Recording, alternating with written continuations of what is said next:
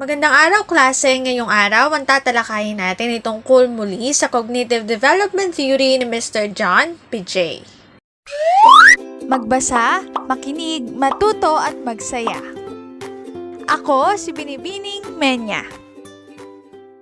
Handa na ba kayo? Tara na, umpisa na nating isa-isahin at pirapirasuhin ang mga detalyeng nakapaloob dito. Katulad ng binanggit ko kanina, ang ating talakayan ay iikot lamang muli sa Cognitive Development Theory ni Mr. John P.J., particular na sa 5 important concepts in John P.J.'s work. Schemas and Constructivism. John P.J. argued that children learn about the world by interacting with it. This notion of gaining knowledge about the world is known as constructivism. Yung nababanggit dito na constructivism, pwede rin siyang ilagay sa philosophy of education.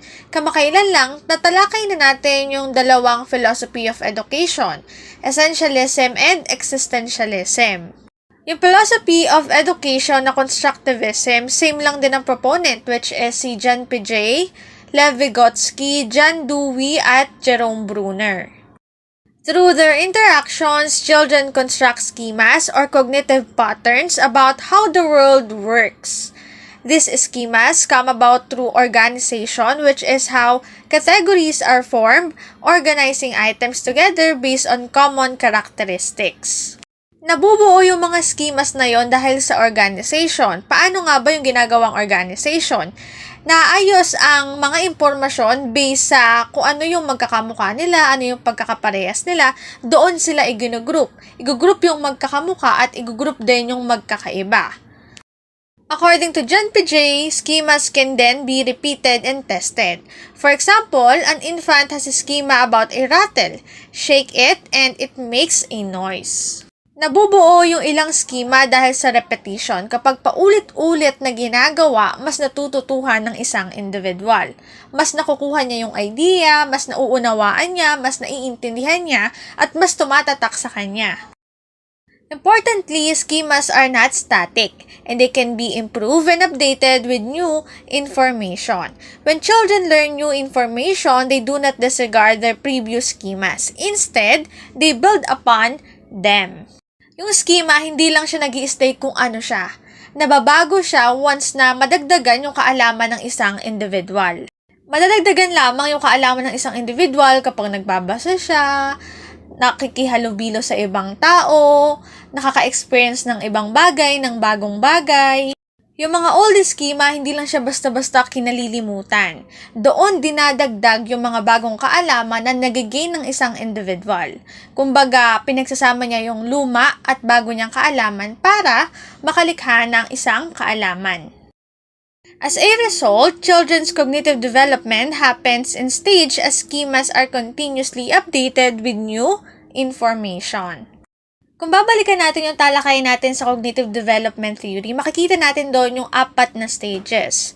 From nothing into something. Di ba nga nagsimula yung stage sa sensory motor stage na wala pa ganong alam yung isang bata. Senses lang niya yung ginagamit niya.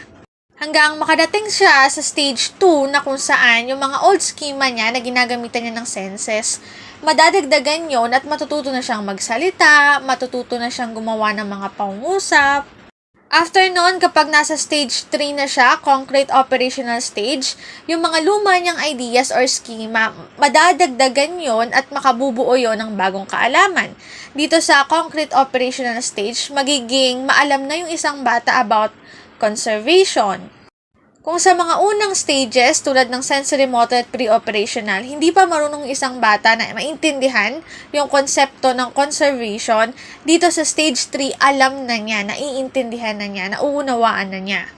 Ang last stage, which is formal operational stage, dito na napagsama-sama yung mga idea at nadagdagan pa. Dito sa stage na to, marunong na siyang gumawa ng solusyon, marunong na siyang mag-solve ng sarili niyang problema. Pinanganak ang isang individual na walang kaalam-alam, walang kamuwang-muwang sa pagdaan ng stage 1, stage 2, stage 3, hanggang makarating sa stage 4, marami na siyang alam, marami na siyang naiintindihan, halos lahat nauunawaan na niya, tumatatak na sa isip niya. Ang link na ito ang aking source sa mga detailed information na makikita nyo sa bawat slides. Hindi pa tapos ang ating talakayan, pero dahil medyo mahaba na ito, akin na itong puputulin at itutuloy na lamang sa susunod na video. 5 important concepts in John P. Jay's work. Dito na nagtatapos ang ating talakayan. Sana ay marami kayong natutuhan. Paalam!